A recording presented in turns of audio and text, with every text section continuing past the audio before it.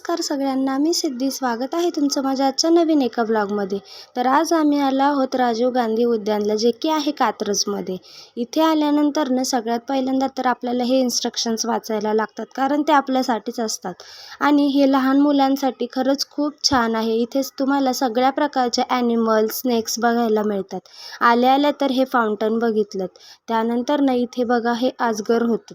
इथून पुढे सुद्धा मी खूप प्रकारचे स्नेक्स बघितले आहेत. त्यांची तिथे वरती नावं पण दिलेली आहेत. तर व्हिडिओ शेवटपर्यंत नक्की कंटिन्यू बघा.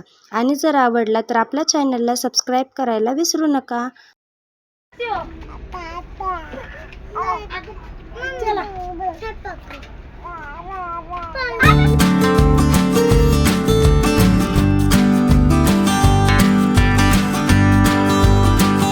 इथे बघा फाउंटन सारखं थोडंसं पाण्यासारखं होतं आणि पार्थला ते बघून खूप छान वाटत होतं. तो त्याच्याकडेच कंटिन्यू बघत बसला होता.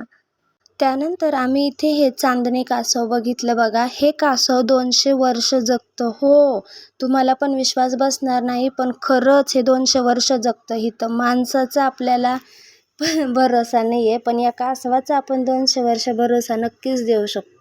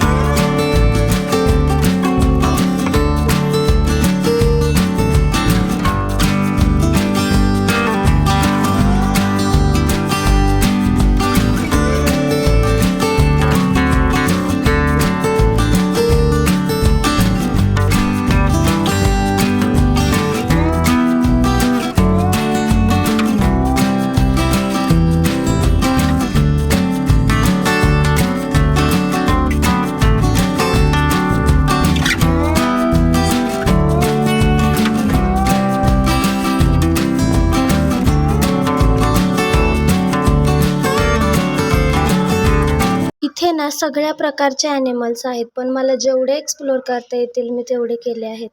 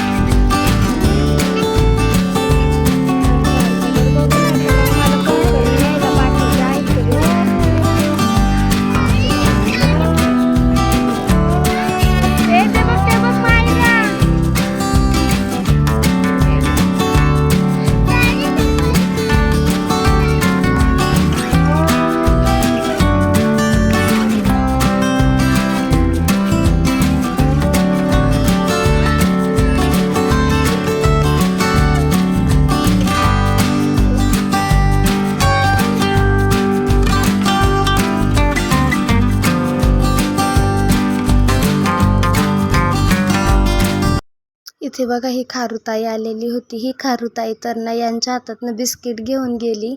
तिला पाणी प्यायचं होतं आणि ती इतकी खेळत होती, इतक्या उड्या मारत होती. मायराला तर ते बघून तिला खूप मज्जा वाटत होती, कारण तिने पहिल्यांदा खारुताई बघितली होती. ती खारुताईला तिच्या टोनमध्ये पण छान असा आवाज देत होती. पुढे व्हिडिओ टाकलाय, तो पण नक्की बघा. असं द्यायचं पाहत ती लय भारी होती, ती लय जवळ होती. त्यानंतर आम्ही निघालो होतो घरी जाण्यासाठी. त्याआधी इथे बघा या मुलांचं फाउंटन पाशी कसं पाण्यात खेळणं चाललंय. लहानपणी एकदा मायराला आम्ही इथे घेऊन आलो होतो ना, त्यावेळी तर ती या फाउंटनमध्ये पूर्ण भिजली होती आणि उन्हाळ्याच्याच वेळी आम्ही आलेलो होतो. चला मग आपण भेटूया उद्याच्या ब्लॉगमध्ये. बाय.